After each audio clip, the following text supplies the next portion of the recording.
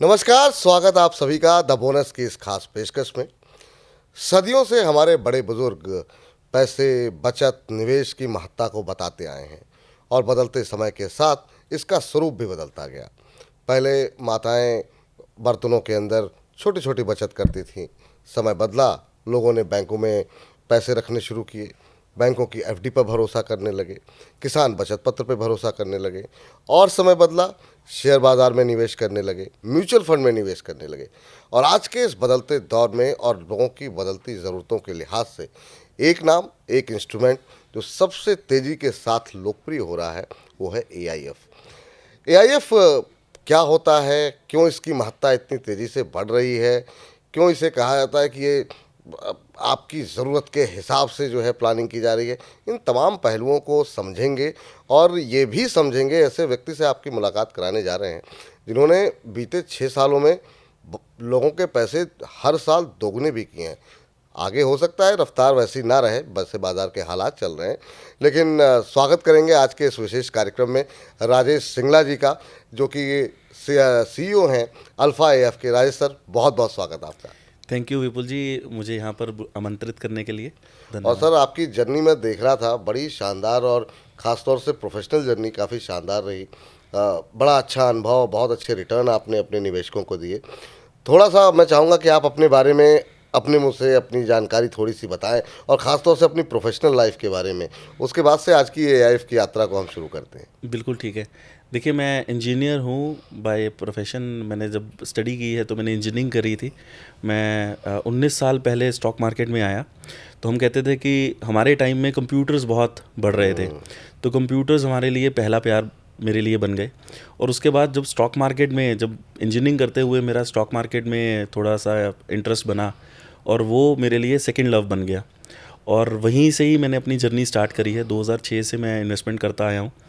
और शुरुआती जर्नी तो शायद किसी भी, और तब मैं बहुत यंग था, तकरीबन 18-19 साल की मेरी उम्र थी। और शुरुआत में तो हमने भी ट्रेडिंग से करी थी, बट ट्रेडिंग में कुछ पैसे बनाए भी और फिर कुछ पैसे गंवाए भी। जब 2008 की मंदी आई, उसके बाद फिर समझ में आया कि हमने पैसे गंवाए हैं या मैंने पैसे गंवाए हैं, but stock market long run में अगर हम इन्वेस्टमेंट प्रोस्पेक्टिव से इन्वेस्ट करें तो बहुत ही एक्सेप्शनल रिटर्न देती है। तो धीरे धीरे प्रैक्टिकली चीज़ों को सीखते गए और उसी जर्नी को आगे बढ़ाते गए। 2019 के बाद मैंने अपना खुद से एक प्लेटफॉर्म स्टार्ट किया प्लानिफाई के नेम से।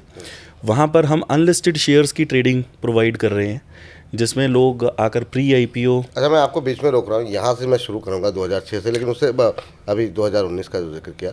लेकिन जब आप ये सब कर रहे थे 2006 में, आपने कहा कि आपने शुरू कर दिया था थोड़ा थोड़ा, घर के लोगों ने मतलब कुछ और सपने तो नहीं देखे थे कि भाई पढ़ाई में अच्छा है, कुछ और करना चाहिए, बाज़ार में, स्टॉक मार्केट में करियर क्या उतना सेफ है कि नहीं है? क्योंकि हालांकि तब तक जिस दौर की आप बात करें, काफ़ी हद तक लोगों के समझ में आने लगा था, लेकिन माता पिता की तरफ से क्या प्रतिक्रिया रही जब?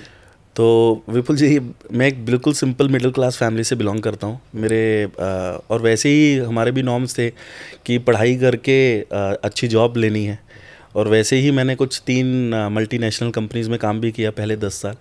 इंजीनियरिंग में मैं सीनियर इंजीनियरिंग मैनेजर था। 10 साल में मैंने काफ़ी अच्छी वहाँ पर तरक्की की। इंजीनियर बन गए थे आप मतलब? मैं इंजीनियर बन गया था। ट्रेडिंग चलती रही? साथ में ट्रेडिंग चलती रही। और ट्रेडिंग के बाद 2008 के बाद हम इन्वेस्टर बन गए। तो इन्वेस्टिंग चलती रही, इन्वेस्टिंग वाली जर्नी चलती रही। तो कुछ शेयर्स मैंने वहाँ पर परचेज़ किए, जो मैं आज भी होल्ड करता हूँ। मुझे याद है मुथूट फाइनेंस का आईपीओ आया था 2010 में। 175 रुपये का आईपीओ था, जो कि बाद में लुढ़क के 73-75 रुपीज़ तक आ गया था। आज तकरीबन वो शेयर 3400 रुपीज़ पे है। आज भी मैं उस शेयर को होल्ड करता हूँ। और वहीं से समझ में आना शुरू हुआ कि इन्वेस्टिंग जर्नी में कैसे साथ में काम, मतलब इन्वेस्टमेंट्स करनी है। तो ये जर्नी के बीच में 10 साल के बीच में काफ़ी कुछ कंपनीज़ में इन्वेस्टमेंट की।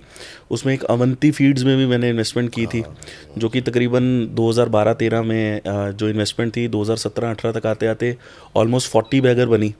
और फिर डिस्टिंक्ट करना, समझना शुरू किया कि कैसे कई शेयर मल्टी बैगर्स बन जाते हैं और कई शेयर सिर्फ हमें मे बी 15%, 20% के हिसाब से कंपाउंडेड रिटर्न देते हैं। तो जैसे जैसे इस चीज़ में घुसते गए चले, और चीज़ें समझ में आती चली गई। तो 10 साल की इस जर्नी में प्रैक्टिकली काम कर कर के सीखा। लोगों से, फंड मैनेजर्स की इंटरव्यू से, बुक्स में से, ऐसी चीज़ों से सीखते गए। और जब लगा कि अब एक ऐसा लाइफ में दौर आया कि जहाँ पर लगा कि मुझे कुछ लोगों के लिए करना चाहिए, तब मैंने अपनी जॉब को क्विट किया। ऑल्दो वो थोड़ा इजी नहीं था, जैसे आपने बात मेरा करी। वही सवाल अब ये है, क्योंकि मिडिल क्लास, जैसा आपने कहा कि आपका बैकग्राउंड रहा है, या तो बिजनेस फैमिली से हो तो ठीक है, वरना ये थोड़ा मुश्किल डिसीजन होता है, क्योंकि एक कंसिस्टेंट सोर्स ऑफ इनकम को छोड़ना, और ख़ास तौर से अगर आप किसी प्रोफेशनल करियर में हैं, एक ठीक ठाक सैलरी पा रहे हैं, आपके खर्चे बढ़ जाते हैं, तो ये रिस्क ले पाना बड़ा मुश्किल होता है। उस समय शादी हो गई थी आपकी?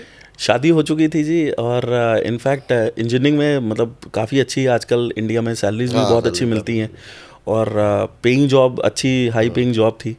पर फिर सोचा कि डर किस चीज़ का, कि 10 साल से मैंने अपनी खुद की फाइनेंशियल प्लानिंग करी थी और पैसा अच्छा बन गया था। तो मुझे लगा कि अगर मान लीजिए मैं विफल भी हो गया, even if I see the failure, तो 2 साल अपने आप को दूंगा। अगर नहीं कर पाया तो जॉब तो मैं कभी भी वापस भी चला जाऊंगा। मेरे पास कोई ऐसी लायबिलिटीज़ नहीं थी। हाँ, मैं मानता हूँ कि मेरे घर परिवार की मेरे पास सारी जिम्मेदारी थी, पर मैंने जितनी सेविंग्स कर ली थी अपने 10 साल के इस करियर में, तो मुझे पता था कि मेरा बड़े आराम साल से निकल जाएगा। 2 साल आराम से खर्चा निकल सकता है।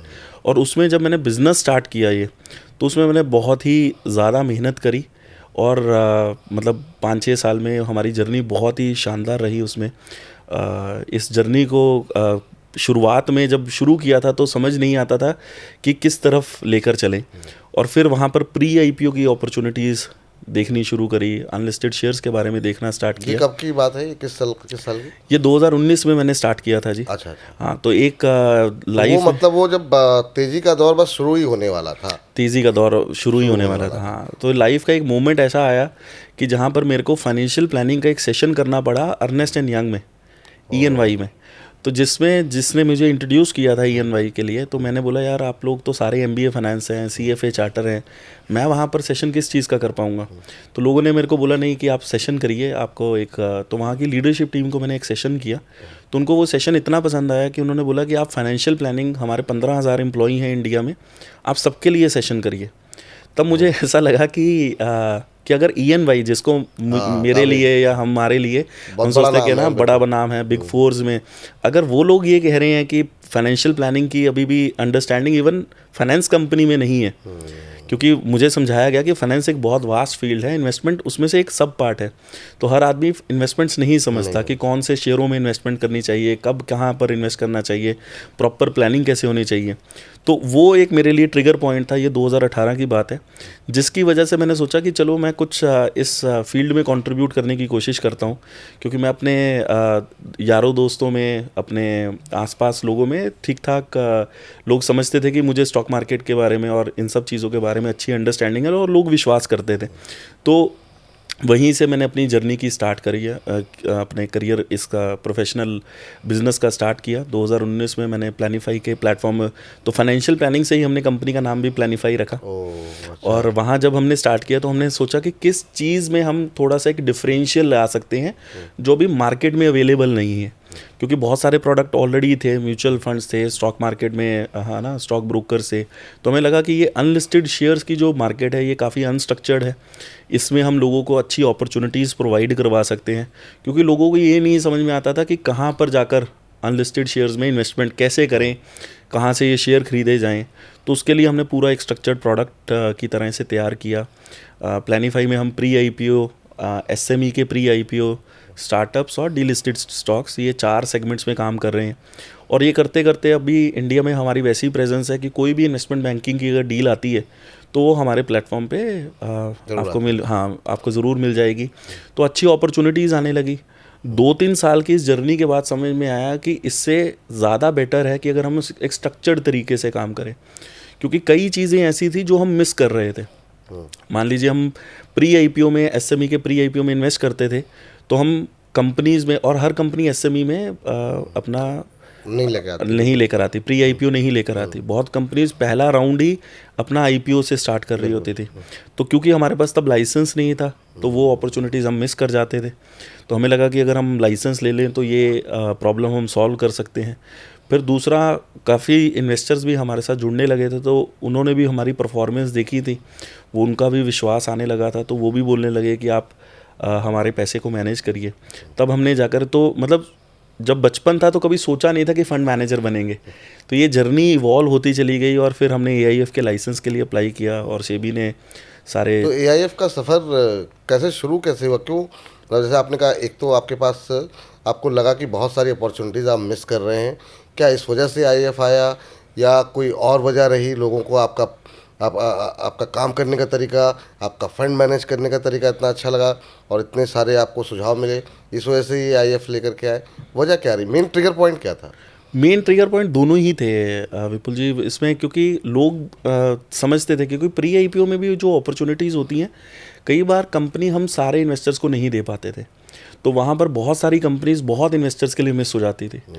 तो ये एक क्योंकि मतलब वहाँ पर एक मिनिमम लॉट साइज़ भी थोड़े बड़े लॉट साइजेज़ में काम होता है, कई बार 5 लाख 10 लाख 25 लाख 50 लाख वाली इन्वेस्टमेंट रहती है। तो और अगर मान लीजिए हमारे पास कोई भी ऐसी अपॉर्चुनिटी आई, मान लीजिए मेरे पास 2 करोड़ की प्री आईपीओ अपॉर्चुनिटी है, तो हम सारे इन्वेस्टर्स को वो ऐसी अपॉर्चुनिटी प्रोवाइड ही नहीं कर पाते थे। तो वो एक पहला ट्रिगर पॉइंट था, क्योंकि जो भी इन्वेस्टर के लिए वो अपॉर्चुनिटी मिस हो जाती थी वो बोलते थे कि यार हमारे पैसे तो दिलवाने थे। तो फिर हमें लगा कि अगर स्ट्रक्चर्ड तरीके से काम करेंगे तो सारों की ओनरशिप आ पाएगी।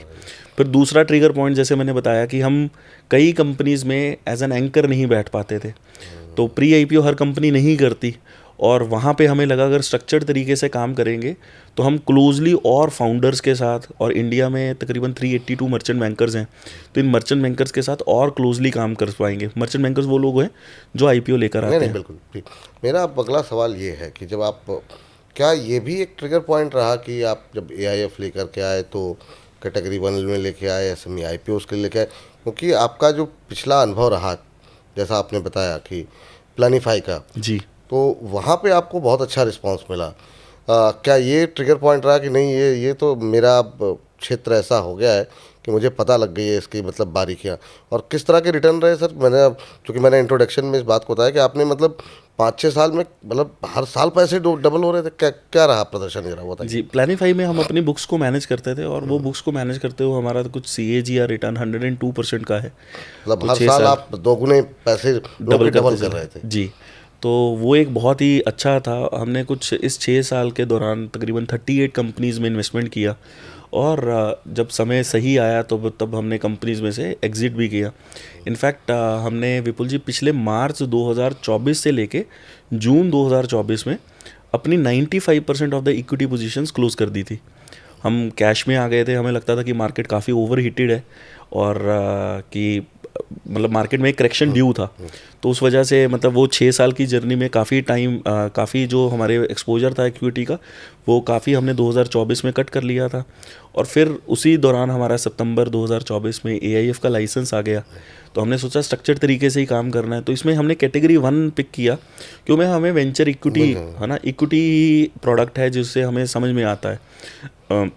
कैटेगरी 2 है, वहाँ पर आप वेंचर डेट मतलब आप कंपनीज़ को पैसा दे सकते हैं लोन पे, कर्जे पे, है ना, इंटरेस्ट रेट के साथ, या रियल एस्टेट के अगर कोई फंड्स है। पर हमारा वेंचर इक्विटी की तरफ झुकाव था, तो इसलिए हम कैटेगरी 1 फंड लेकर आए। मेरा एक जो सवाल बनता है आपसे कि अभी हम थोड़ा सा और पीछे ही चल रहे हैं जी, कि जब आप ने अपनी कंपनी पुरानी जो शुरू की प्लानिफाई में आपका फोकस एसएमईज की तरफ गया कैसे? उससे पहले आपका रुझान स्टॉक मार्केट में था, आप पैसे लगा रहे थे, आपके पैसे बन रहे थे। एसएमई में पैसे लगाने चाहिए और इस कंपनी के अंदर आप फोकस प्री आईपीओ पे करेंगे, एसएमई पे करेंगे, छोटी कंपनियों पे करेंगे, ये दिमाग में कैसे आया? क्या किसी ने कहा या आपका एक्सपीरियंस 1-2 जगह बड़ा अच्छा रहा, वहाँ से ये आइडिया आया? कैसे शुरू हुआ ये? तो देखिए ये धीरे धीरे ये हमारी जर्नी इवॉल्व हुई। जो शेयर्स ने हमें कोई 20 टाइम्स 30 टाइम्स का रिटर्न दिया, हमने बैठ के उसके पैटर्न को समझना शुरू किया। जैसे जब हमने अवंती फीड्स में इन्वेस्टमेंट किया था, वो कंपनी तब 1000 करोड़ से भी नीचे की वैल्यूएशन पे थी। मैं 2013 की बात बता रहा हूँ। और इवन 2019 में जब हमने प्लानिफाई स्टार्ट किया तो हम प्राइमरीली उसको प्री आईपीओ के लिए गिनते थे, चाहे वो मेन बोर्ड मतलब बड़ी कंपनी का प्री आईपीओ हो या फिर एसएमई का प्री आईपीओ हो। तो कंपनीज़ में जब हमने इन्वेस्टमेंट किया और फाइनली जब हमारे रिजल्ट्स आए तो हमने देखा कि जो हमारे मल्टी बैगर रिटर्न्स हैं वो सबसे ज़्यादा हमारे एसएमई कंपनीज़ में आए हैं। तो उसमें मैं 2-3 एग्जांपल्स भी ले सकता हूँ। अरे बिल्कुल बिल्कुल सर। तो हमने एक कंपनी आनंद राठी में इन्वेस्ट किया था, ₹133 पे हमारी प्री आईपीओ में इन्वेस्टमेंट थी। 130 रुपये। 133 में ₹275 का उसका आईपीओ आया था और आज वो शेयर 3000 के करीब लिस्टेड है। ये तकरीबन 4.5 साल बाद पहले की बात है। वाह। तो आज भी हम उस शेयर में इन्वेस्टेड हैं स्टॉक में, मतलब हमें आनंद राठी की वेल्थ। और वो एक ट्रिगर पॉइंट ऐसा था विपुल जी 2020 के बाद, जब लोग स्टॉक मार्केट की तरफ रुझान, इंटरेस्ट आ रहा था, काफ़ी तेज़ी से बढ़ रहा था। काफ़ी तेज़ी से बढ़ रहा था। हम हर तीसरे दिन न्यूज़ सुनते थे कि बहुत सारे लोग डीमैट अकाउंट्स ओपन कर रहे हैं, ज़ीरोधा, ग्रो, ये बहुत ही एक्सपोनेंशियली ग्रो कर रही थी। तो इस राइड को वेव करने के लिए हमने 3-4 तरह की अपॉर्चुनिटीज़ पिक की, जिसमें आनंद राठी एक था, क्योंकि ये वेल्थ ही मैनेज करते हैं लोगों की, और म्यूचुअल फंड के थ्रू तकरीबन 5.5% म्यूचुअल फंड का फ्लो आनंद राठी के थ्रू होता है। तो बहुत ही, और एक ऐसी कंपनी थी जिसका ऑलमोस्ट 0% एट्रीशन है, मतलब 300-350 अगर सेल्स मैनेजर हैं, रिलेशनशिप मैनेजर हैं, तो पूरा साल के बाद भी कोई कंपनी में से जॉब ही नहीं छोड़ता। तो हमें बड़ा ही बिजनेस अच्छा लगा और तकरीबन 6 की पी पे हमने कंपनी में इन्वेस्टमेंट की थी और आज तकरीबन 70 की पी पे शेयर ट्रेड कर रहा है। तो ये पहली कंपनी थी। फिर इवन स्टॉक ब्रोकर्स की, जैसे शेयर इंडिया तब लिस्टेड एसएमई कंपनी थी, और आकर उसने भी मतलब गजब के रिटर्न्स पिछले 5-6 साल में तकरीबन 40 टाइम्स हुआ है वो शेयर। तो स्टॉक ब्रोकिंग में भी और भी थे, एंजल ब्रोकिंग भी काफ़ी अच्छा ग्रो किया है, बाकी सब स्टॉक ब्रोकर्स भी अच्छा ग्रो किए क्योंकि लोग आ रहे थे। फिर इसके साथ हमारे पास अनलिस्टेड स्टॉक्स में 2 शेयर हैं, मतलब एक है नेशनल स्टॉक एक्सचेंज NSE, तो वो भी काफ़ी पॉपुलर हो गया है अभी। बिल्कुल, अब तो मतलब आईपीओ के लिए वेट ही कर रहे हैं। हाँ, और BSE का भी किसी टाइम में प्री आईपीओ हुआ करता था, मतलब 66 रुपीज़ का BSE में BSE का स्टॉक हुआ करता, जो आज 5000 से ऊपर है। ये तकरीबन मैं आपको 8.5-9 साल पहले की बात बता रहा हूँ, जब मेरे को अनलिस्टेड मार्केट के बारे में पता लगना स्टार्ट हुआ था और हमने धीरे धीरे एक्सपोजर लेना मैंने स्टार्ट किया था इंडिविजुअल लेवल पे। और फिर NSE में हमने देखा कि हालांकि थोड़े से कंपनी तब बड़ी थी, 25,000 करोड़ के करीब का मार्केट कैप था, 25 से 30,000 करोड़ में हमने तब एंट्री ली। आज तकरीबन 6 लाख करोड़ का मार्केट कैप है। तो कंपनी, क्योंकि देखिए मोनोपोली काइंड ऑफ बिजनेस है ना, तो मतलब उसी वजह से हमें वो बिज़नेस बहुत अच्छा लगा। ऐसे ही इसके अलावा कस्टोडियन जो पूरे के पूरे ये असेट्स को मैनेज करते हैं, तो हमारे अनलिस्टेड मार्केट में एक ऑर्बिस करके शेयर है, उस कंपनी ने भी गज़ब की ग्रोथ दिखाई है। हमारे मतलब किसी आज से 3-3.5 साल पहले वो तकरीबन 35 रुपीज़ पे शेयर आया था और आज अनलिस्टेड मार्केट में ही वो तकरीबन 450 के करीब शेयर ट्रेड कर रहा है। और काफ़ी बड़े इन्वेस्टर्स ने भी उसमें पार्टिसिपेट किया है।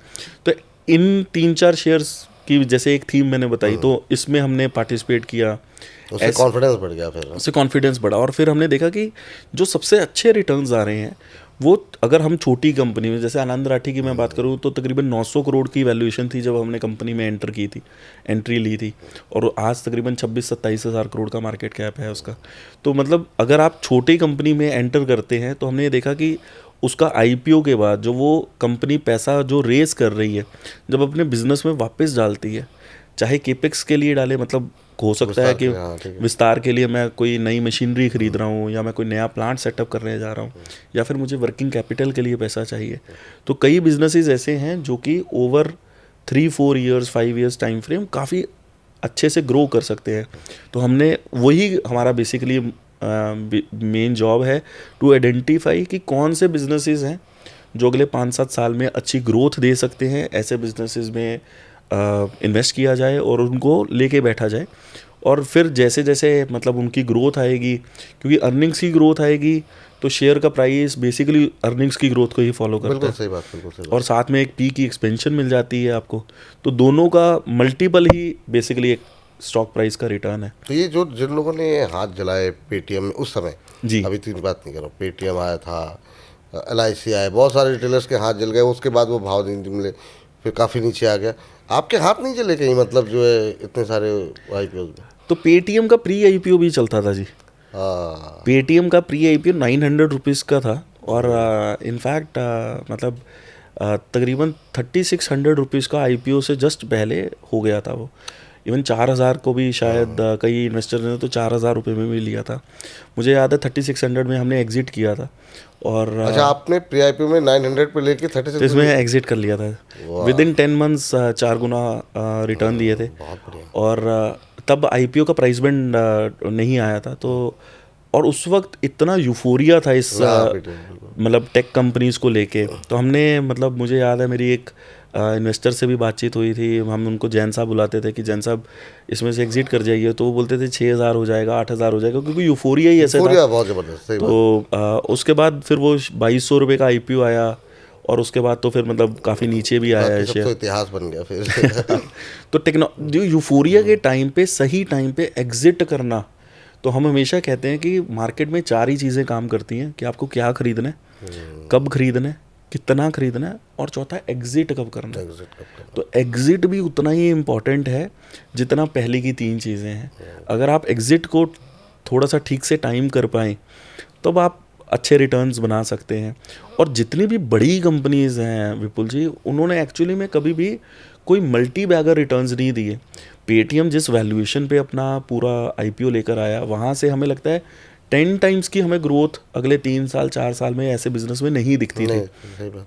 तो हमें लगता था, चाहे वो पेटीएम है या कोई भी ऐसा स्टॉक, आपने LIC का नाम लिया, इंडिया का है ना सबसे बड़ा IPO बिल्कुल था। सबसे बड़ा है। तो ऐसी कंपनीज हो सकता है 15-20%, 25% की ग्रोथ दे भी दें, कोई अच्छा बिजनेस है, पर वो शायद उतना मल्टी बैगर रिटर्न नहीं दे पाएगा, क्योंकि अर्निंग्स की उसकी ग्रोथ वहाँ से 10 गुना नहीं होगी। नहीं होगी। जैसे एग्जांपल में NSE अभी 6 लाख करोड़ का मार्केट कैप है, तो हमें लगता है 6 लाख से 60 लाख करोड़ नहीं हो पाएगा। नहीं हो पाया, सही बात। ये हो सकता है कि वो 6 लाख से धीरे धीरे 8 lakh, 10 lakh, 12 lakh, over a period of time हो जाए। हाँ।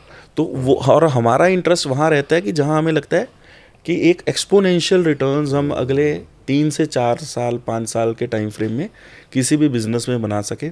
हम उसी तरीके से ही फिर इन्वेस्टमेंट को पिक करते हैं कि इसको कंपनी को लेके रखना है हमने को कम से कम 3-4 साल 5 साल, क्योंकि तभी अर्निंग्स की एक अच्छी ग्रोथ आएगी और फिर शेयर का प्राइस भी उसी हिसाब से ही बढ़ेगा। अब सर ये बताइए कि मतलब जब आपने अपनी कंपनी शुरू की, तो आपने मतलब अल्फ़ा नाम कहाँ से आया? क्या कुछ अलग, कुछ जुदा कर रहे थे इसलिए अल्फ़ा रख दिया? और इस कंपनी का अल्फ़ा है क्या, अलग कैसे हैं आप? जी, अल्फ़ा का एक्चुअली में मतलब अगर फाइनेंस इंडस्ट्री में देखें, तो हम क्या कहते हैं कि बेंचमार्क इंडेक्स से आपने कितना रिटर्न डिफरेंशियल कमाया, उसको हम अल्फ़ा कहते हैं। मान लीजिए आप निफ्टी में इन्वेस्ट करते हैं और निफ्टी 50 अपने को पिछले 5 साल में 18% की ग्रोथ देता है, तो और अगर कोई इन्वेस्टर मान लीजिए 25% का रिटर्न निकालता है, तो हम कहेंगे कि उसका 7% का अल्फ़ा है।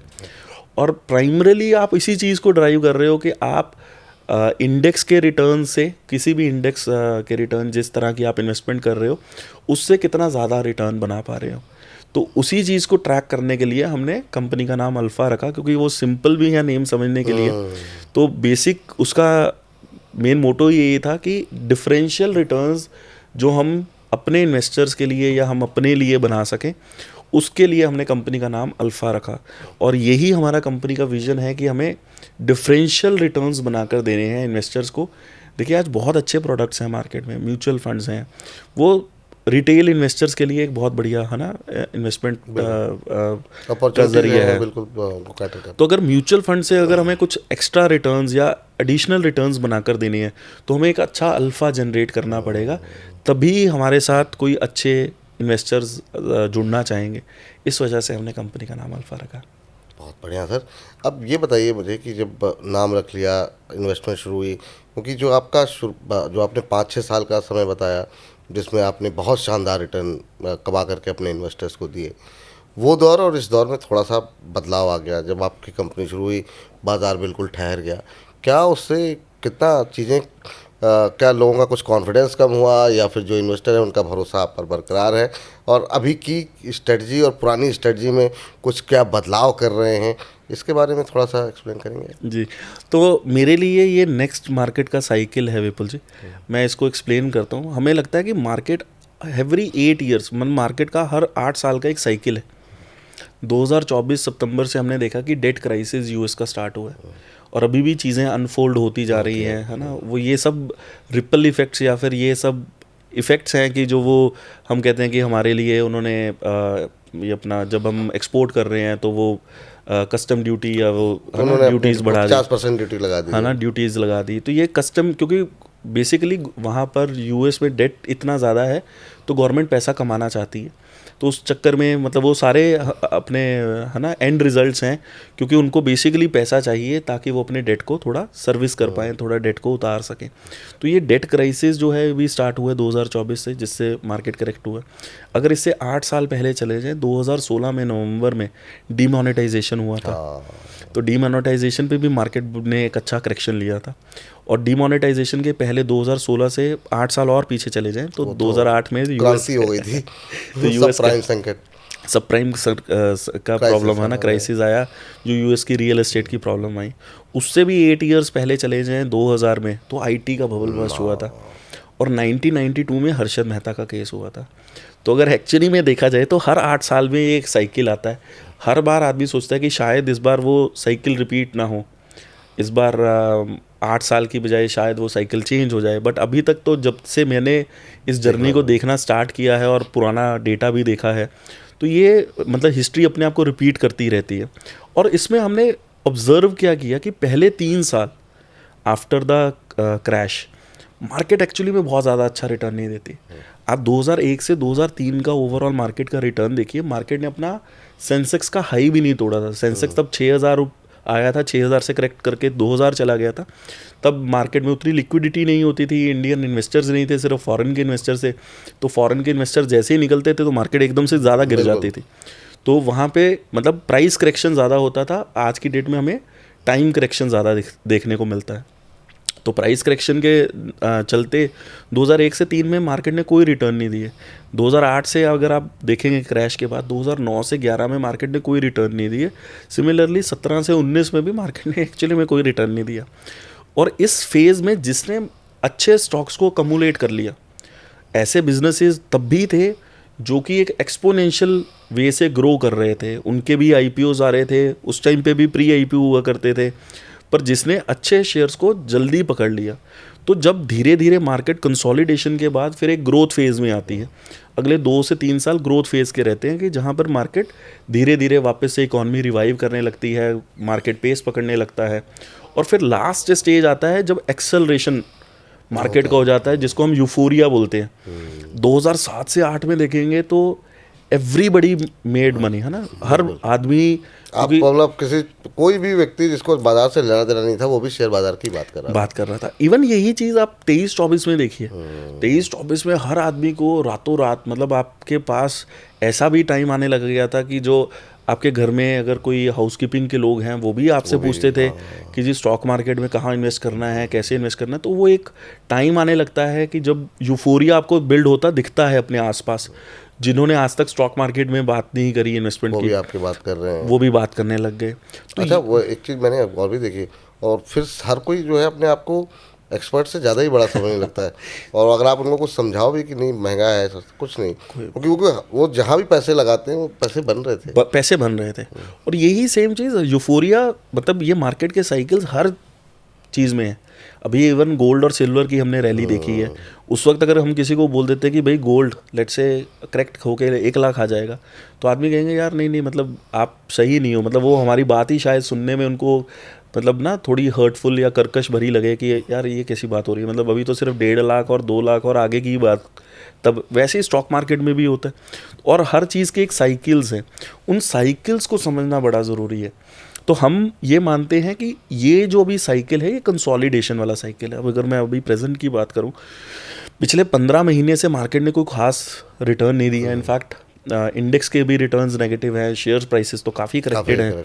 पर इसमें जो भी अच्छे बिजनेसेस हैं जहां पर अगले 5 साल में अच्छी ग्रोथ आ सकती है, जो इन्वेस्टर्स उनको अकमुलेट कर लेंगे, तो वही मार्केट का जब वो ग्रोथ फेज़ आएगा और फिर फाइनली जब वो यूफोरिया बनेगा, जब हर आदमी को वो शेयर्स खरीदने हैं, जो आज शेयर 10 की पी पे 12 की पी पे ट्रेड होने लग गए, वही शेयर आपको 70, 80, 100 की पी पे ट्रेड होते दिखेंगे। तो ये अगर आप मार्केट साइकिल के हिसाब से चल रहे हैं तो मतलब प्रॉब्लम नहीं है। तो हमें मतलब मार्केट की करेक्शंस को लेके इनफैक्ट डर नहीं लगता।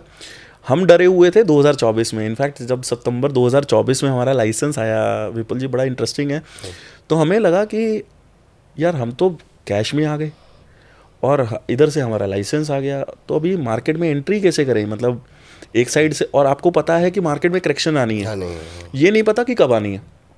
तब तो नहीं पता था कि सितंबर ही हाँ, अभी हाई सही बन बात, जाएगा। सही बात है। तो मैं कहा यार अभी हम कैसे करें, तो हमने अपनी टीम के साथ डिस्कशंस किए।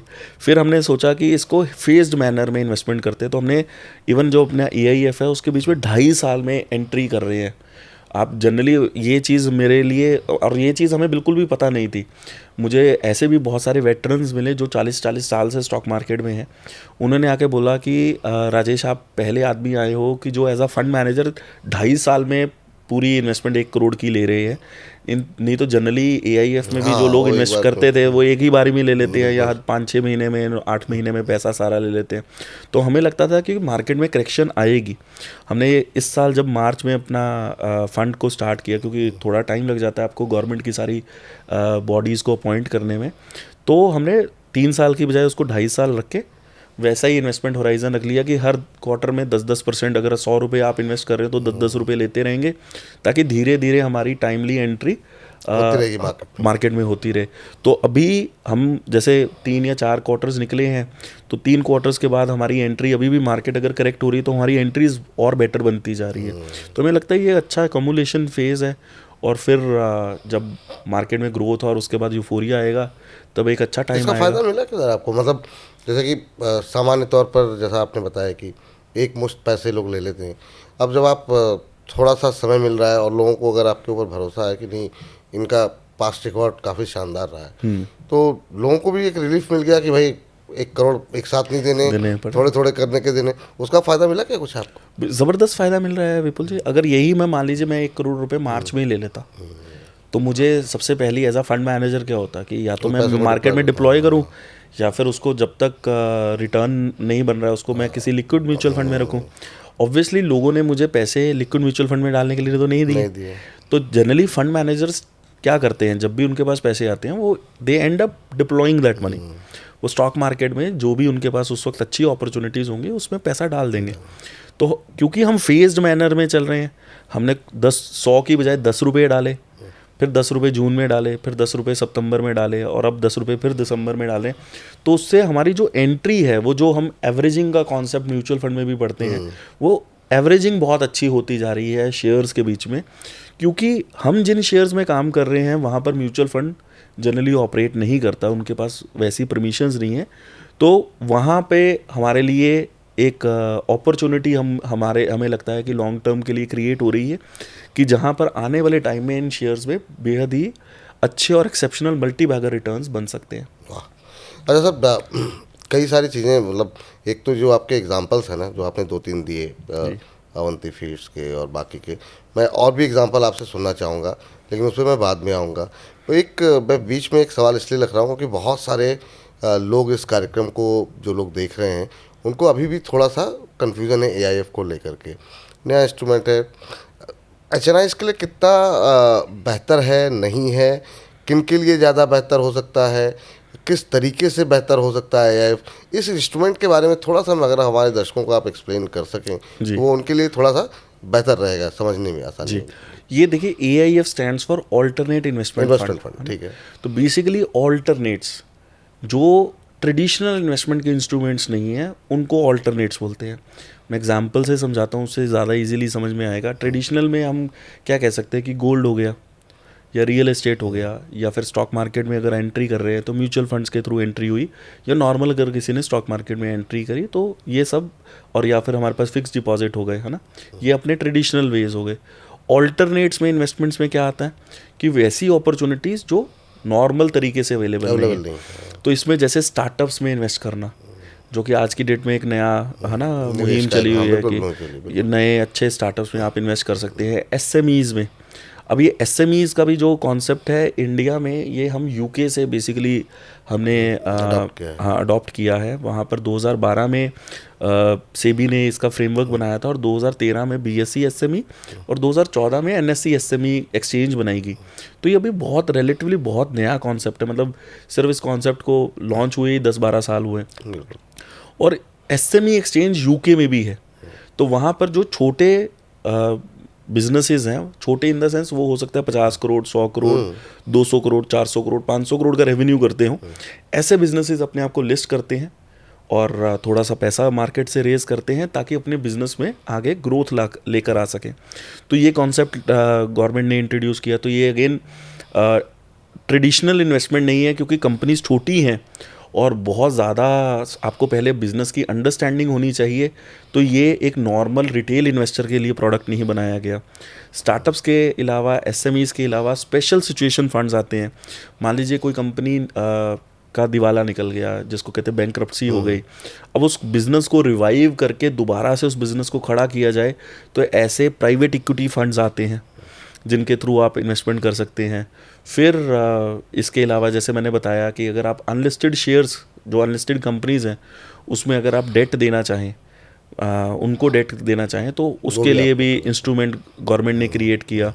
एआईएफ में जो कैटेगरी 3 है, उसमें अगर आप डेरिवेटिव्स की पोजीशन, जिसके लिए इवन एसआईएफ भी उन्होंने छोटा प्रोडक्ट बनाया है, तो आप कैटेगरी 3 के थ्रू आप डेरिवेटिव्स में भी अगर पोजीशन लेके लॉन्ग शॉर्ट वगैरह करना चाहें, तो ये सारे इंस्ट्रूमेंट्स ऑल्टरनेट्स में गिने जाते हैं।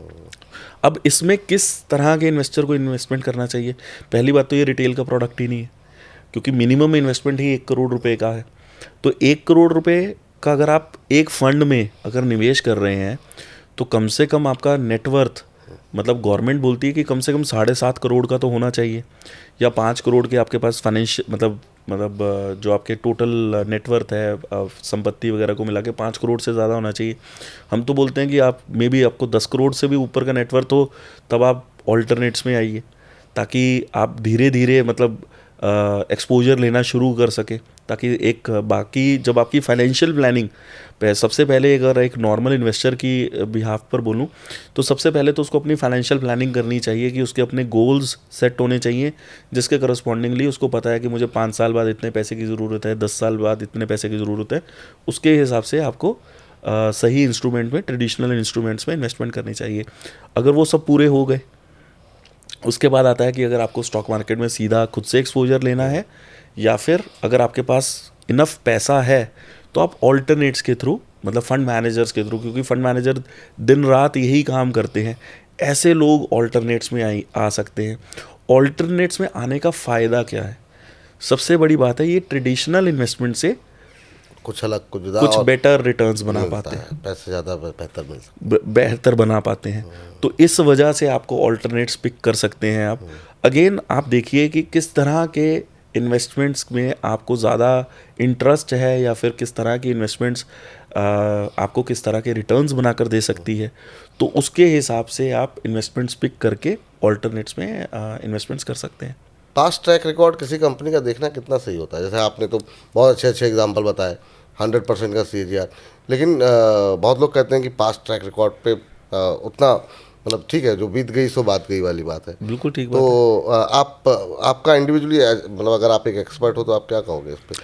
देखिए, कंपनीज की पास्ट परफॉर्मेंस को देख के हमें उन स्टॉक्स के बीच में इन्वेस्टमेंट नहीं कर सकते, क्योंकि एक मान लीजिए मैं अगर आपको जज कर रहा हूँ जी, और मान लीजिए कि मुझे 1 करोड़ रुपए आपको देने हैं जी, अब मैंने, मतलब मुझे आपका ये, मतलब एक चीज़ तो मुझे बहुत आकर्षित कर रही है कि मुझे सिंगला साहब के पास अपने पैसे 1 करोड़ रुपए दे देने चाहिए, क्योंकि इन्होंने तो, मतलब इनका CAGR 100% से ऊपर रहा है जी। फिर लेकिन अब ये लग रहा है कि अभी के लिए चूंकि आपने एक नई कंपनी शुरू की है अल्फा AI, उसमें मुझे पैसे लगाने चाहिए कि नहीं? तो आप क्या कहेंगे, जो लोग मान लीजिए जो HNIs अगर इस कार्यक्रम को देख रहे हैं, तो वो क्या अल्फा है, वो क्या चीज़ है जो आप लोगों से अपील करना? राइट, तो सबसे पहले उनको हमारी ड्यू डिलीजेंस करनी चाहिए। अब ड्यू डिलीजेंस का मतलब क्या है कि आपको हमारे फिलॉसफीज़, हमारी स्ट्रेटजीज़, हमारा इन्वेस्टमेंट का जो पर्सपेक्टिव है, उसको समझना बहुत ज़रूरी है, कि वो पर्सपेक्टिव के साथ आप कंफर्टेबल होने चाहिए। जैसे हम इन्वेस्टमेंट स्ट्रेटजीज़ में हम अपना फ्रेमवर्क LMVT के बारे में बात करते हैं, और हम अपने ड्यू डिलीजेंस, हमारी खुद की फॉरेंसिक ड्यू डिलीजेंस की अप्रोच है, जिसको हम LFOT कहते हैं, कि जाकर कंपनीज़ को, है ना, जब हम ढंग से एक बारी इत्मीनान से चेक करते हैं, तो ये कॉन्सेप्ट्स के साथ पहले तो इन्वेस्टर को कंफर्टेबल होना चाहिए।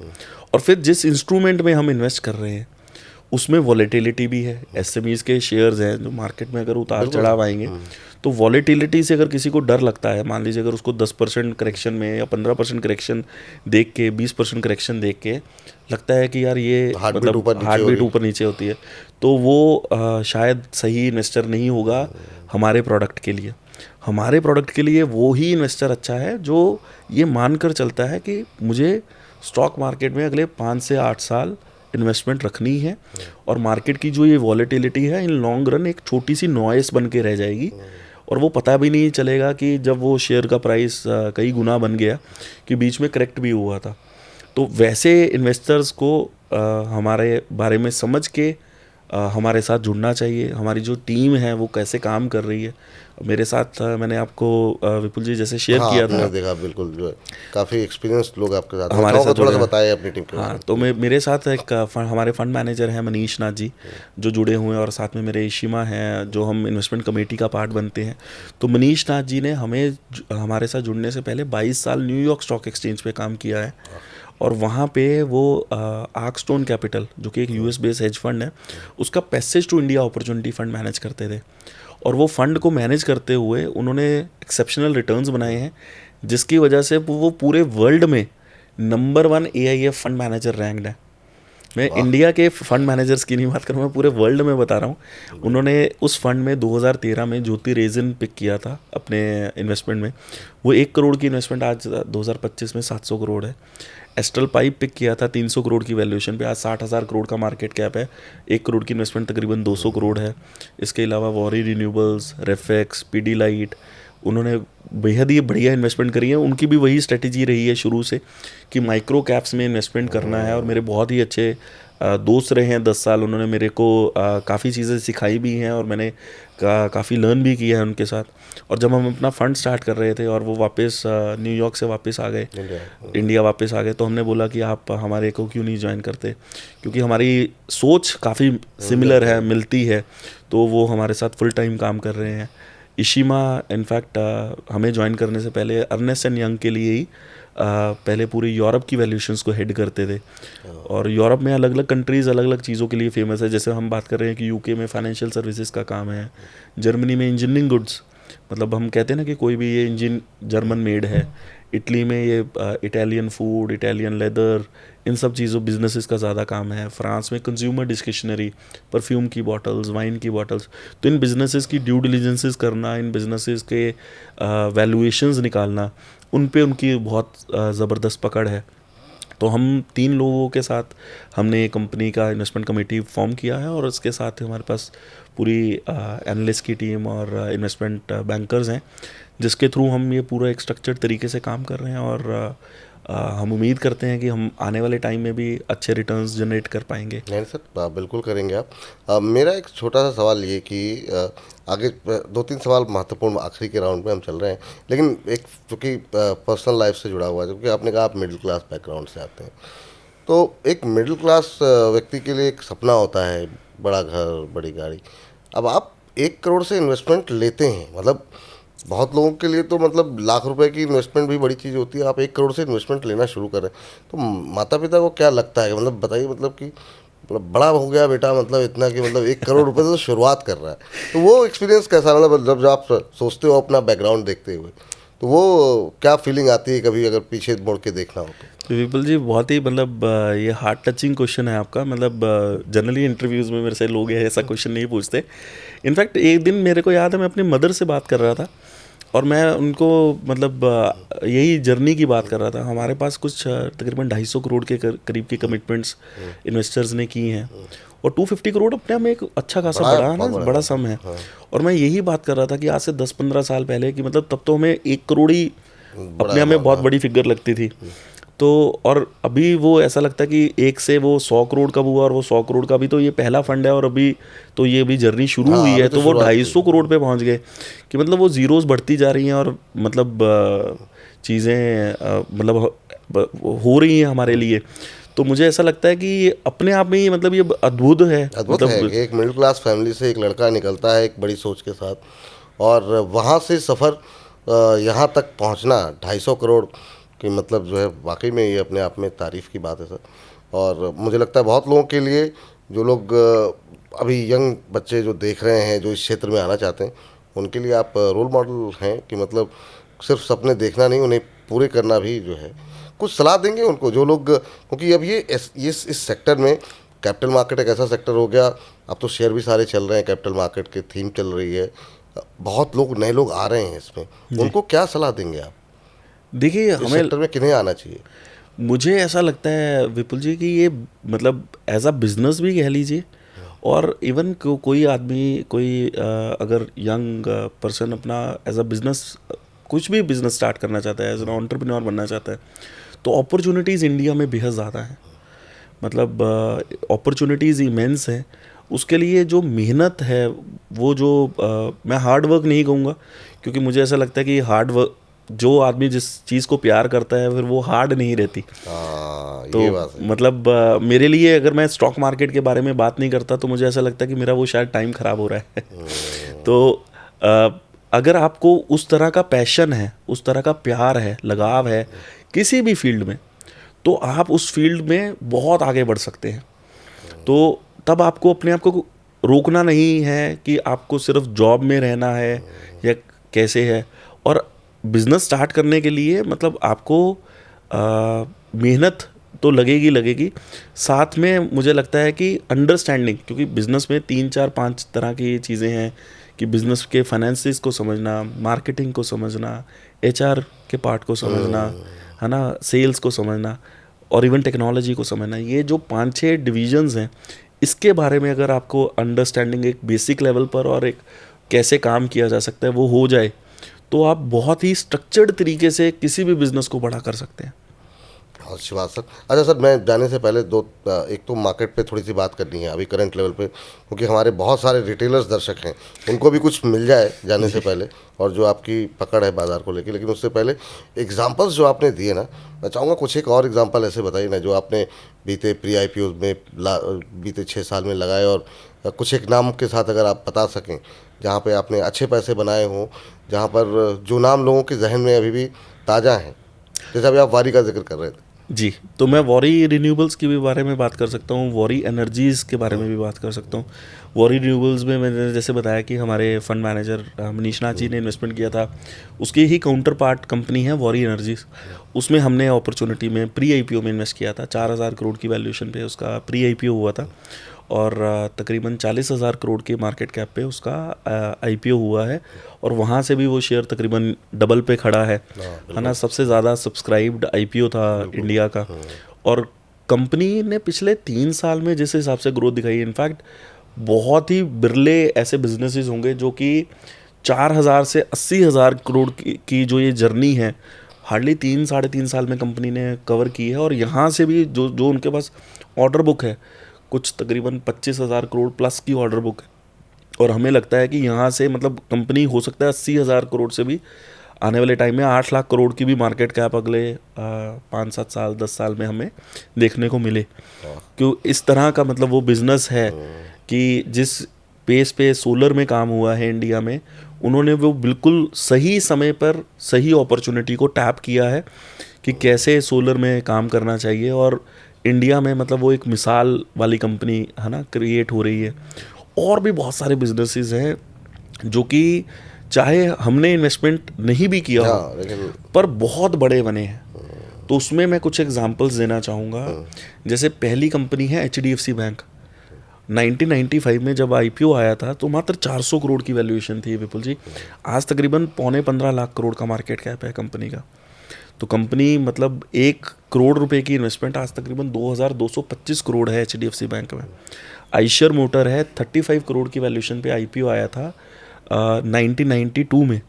33 ईयर्स में आज तकरीबन 2 लाख करोड़ का मार्केट कैप है, और 1 करोड़ की इन्वेस्टमेंट तकरीबन 4,460 करोड़ रुपए है। डिविस लेबॉर्ट्री 2003 में IPO आया था 140 करोड़ की वैल्यूएशन पे। इन जस्ट 22 ईयर्स कंपनी आज 1,60,000 करोड़ के मार्केट कैप पे है, और 1 करोड़ की इन्वेस्टमेंट 950 करोड़ है। इसी तरह पेज इंडस्ट्री जो जॉकी ब्रांड हम गिनते हैं ना, 2007 में उनका IPO आया था 400 करोड़ की वैल्यूएशन पे। कंपनी का IPO आया था, तकरीबन 50,000 करोड़ का मार्केट कैप है, 1 करोड़ की इन्वेस्टमेंट ही तकरीबन 120 करोड़ है। इसमें इन्फोसिस की अनदर एग्जांपल है। 1995 में जब आईपीओ आया था 150 करोड़ की वैल्यूएशन में, तो आईपीओ फुल्ली सब्सक्राइब भी नहीं हुआ था। मतलब मॉर्गन स्टैनली ने 13 करोड़ रुपए देके आईपीओ को बेल आउट किया था। और आज वही 150 करोड़ की कंपनी तकरीबन 5.25 लाख करोड़ का मार्केट कैप पे लेके बैठी है, और 1 करोड़ की इन्वेस्टमेंट ही आपकी 263 करोड़ के करीब है। तो ऐसी कंपनीज़ में अगर आप इन्वेस्ट कर रहे हैं, मतलब ये मैंने वो सारी एग्जांपल ली जहाँ पर कंपनीज़ की वैल्यूएशन 500 करोड़ से भी नीचे की थी। अच्छी कंपनी में अगर इन्वेस्ट करते हैं तो वो मल्टी फोल्ड, मतलब एक्सेप्शनल रिटर्न्स बनाकर दे सकते हैं। चाहे 1000 गुना नहीं हो, 100 गुना नहीं हो, इवन 20 गुना, 40 गुना, 60 गुना भी, मतलब बहुत बढ़िया रिटर्न्स है, एक्सेप्शनल रिटर्न्स बनते हैं। और ये जर्नी हमने देखी है कि तकरीबन 4 से 7 साल में कंपनीज कवर कर लेती हैं। और वही हमारा इन्वेस्टमेंट का बेसिक थीसिस है, क्योंकि 95 में तब इंटरनेट आया था, तो टेक्नोलॉजी में काम हो रहा था, तो तब इन्फोसिस और HDFC बैंक का बढ़ना लाजमी था, क्योंकि वो उस वक्त राइट प्लेस पे थे। आज इंडिया में जैसे सोलर में काम हो रहा है, डिफेंस में काम हो रहा है, पावर में काम हो रहा है, पावर डिस्ट्रीब्यूशन। तो पावर की तीनों थीम्स की बात करूं, चाहे वो पावर डिस्ट्रीब्यूशन हो, पावर तो पावर स्टोरेज चल हो, नहीं रहा। और पावर जनरेशन की। देखिए अभी पावर चल नहीं रहा है, वो मार्केट ही नहीं चल रही। ऐसा नहीं है कि बिजनेसेस की ग्रोथ कहीं स्लो हुई हो। इनफैक्ट अगर आप जाकर उनकी बैलेंस शीट उठाकर देखेंगे तो वही बिजनेस जो आज से 1.5 साल पहले लोग 50 की पी पे, 60 की पी पे लेने को तैयार थे, अगर आज वो बिजनेस मुझे 20 की पी पे मिल रहा है। कभी लोग नहीं, मतलब समझ में नहीं आया। मतलब ये सवाल तो मैं अक्सर डेली शो पे पूछता ही रहता हूँ कि पावर में हुआ क्या, कंजम्पशन बढ़ रहा है, सब कुछ हो रहा है, शेयर नहीं चल रहे। शेयर नहीं चल रहे, तो ये साइकिल है जो हमने बात करी। मतलब ऐसा नहीं है कि बिजनेस में कोई प्रॉब्लम है, कि कहीं पे भी कोई प्रॉब्लम्स हमें दिखती हो। और यही टाइम है कमुलेट करने का। जो एक सबसे सिंपल फिलॉसफी हम सुनते थे वॉरेन बफे साहब की, जो वो बोलते हैं बाय लो सेल हाई, जितना सिंपल है ये सुनने में, उतना ही इम्प्लीमेंट करना मुश्किल है। बाय लो के टाइम पे आदमी ये सोचता कि अभी और गिरेगा, और टूटेगा, और गिरेगा। और हाई के टाइम पे आदमी सोचता है कि अभी और बढ़ेगा, तो मैं अभी नहीं बेचूंगा, मैं बाद में बेचूंगा। तो ये फिलॉसफी पे पकड़ बनाना कि अगर अच्छी कंपनी है, अच्छा बिजनेस है, और एक अगर अच्छी आप कंफर्टेबल पोजीशन पे है, और धीरे धीरे स्टैगर्ड बाइंग करिए। आप सारे पैसे इकट्ठे क्यों डाल रहे हैं? आप ओवरऑल जैसे जैसे, और अगर बिजनेस अच्छा है तो वो रिवाइव होगा ही होगा। मार्केट का जो साइकिल है वो रिवर्स होगा ही होगा, और उसमें अच्छा पैसा बनेगा ही बनेगा।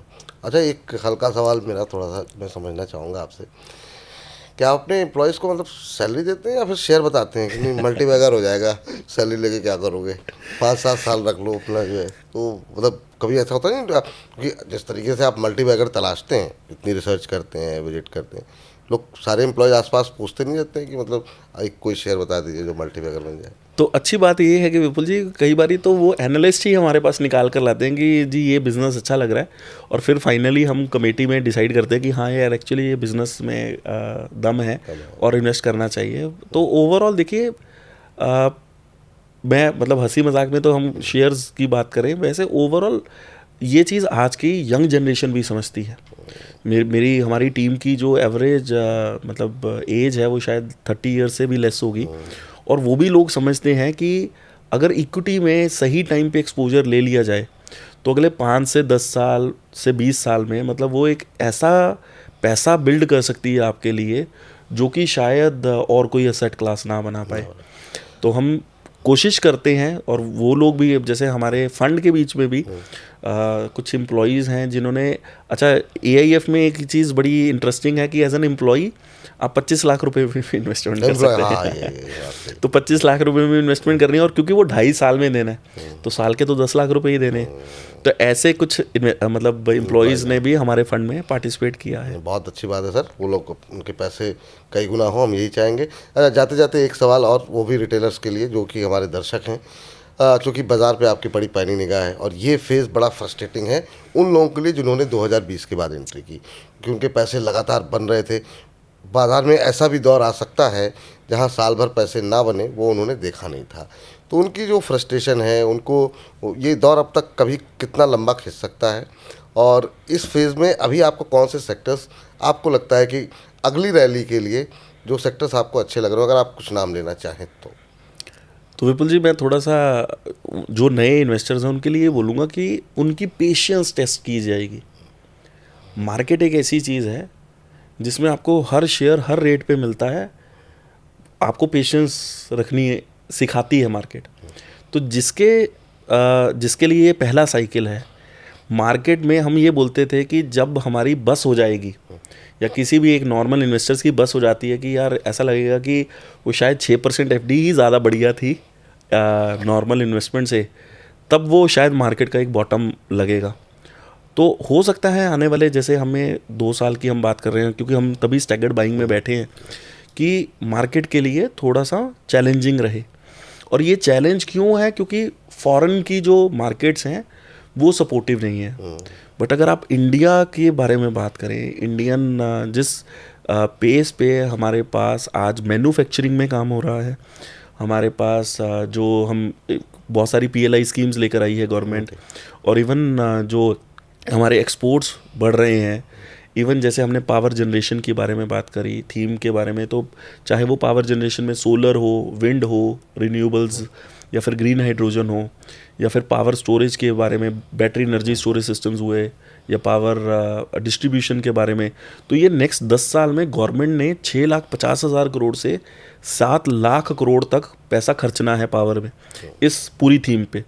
ऐसी लॉजिस्टिक्स की एक थीम है जिसमें हम कह रहे हैं कि आपस में सारे के सारे है ना कनेक्ट कर दिए जाएंगे, और ताकि लॉजिस्टिक्स में, तो ये भी एक थीम है जो जिस पे गवर्नमेंट इंफ्रास्ट्रक्चर पे बहुत पैसा खर्च रही है।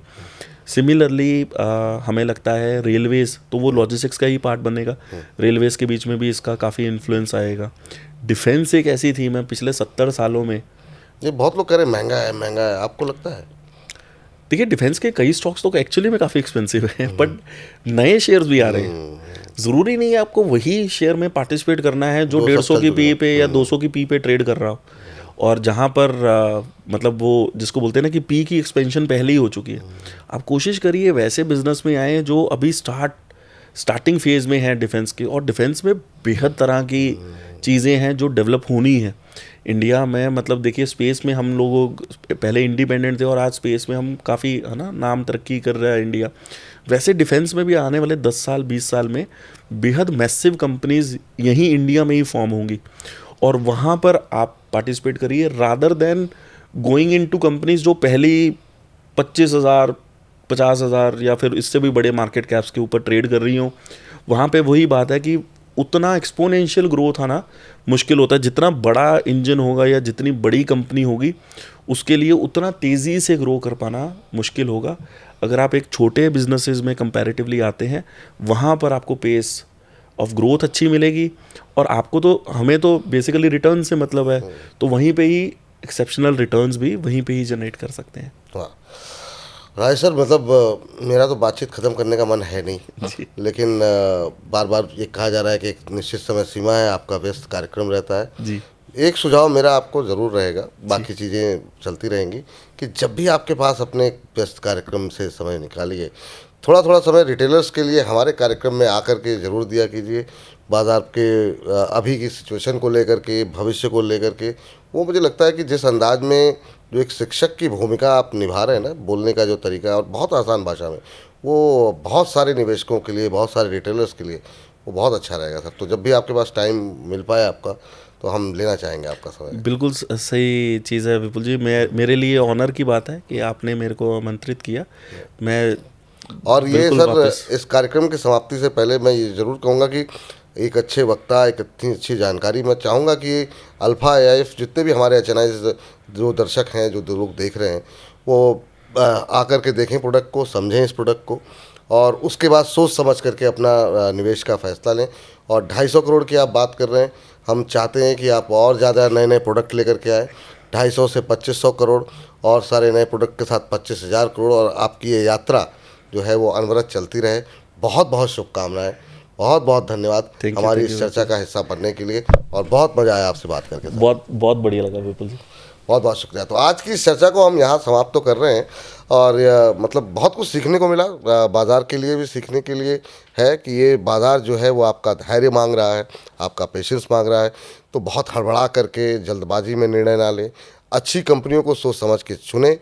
इसके अलावा अगर आपके पास सपने हैं, लगन है और अपने काम से प्यार है, तो कैसे एक मध्यम वर्ग का व्यक्ति जो है 250 2,500 करोड़ के बारे में सोच सकता है, अपनी खुद की कंपनी शुरू कर सकता है। ये हमारे देश के युवाओं के लिए प्रेरणा स्रोत हैं। हम तमाम लोग स्टार्टअप्स की बात कर रहे हैं, तमाम चीज़ों की बात कर रहे हैं, और ये एक ऐसा सेक्टर है जिसमें अभी भी अनवरत मौके, अनवरत अपॉर्चुनिटीज़ मौजूद हैं। तो आप सबके लिए मुझे लगता है कि यहाँ पर काफ़ी अच्छे मैसेज के साथ राजेश जी के से बातचीत को हम समाप्त करते हैं। लगातार बने रहिए बोनस के साथ। मुझको भी इजाज़त दीजिए। नमस्कार।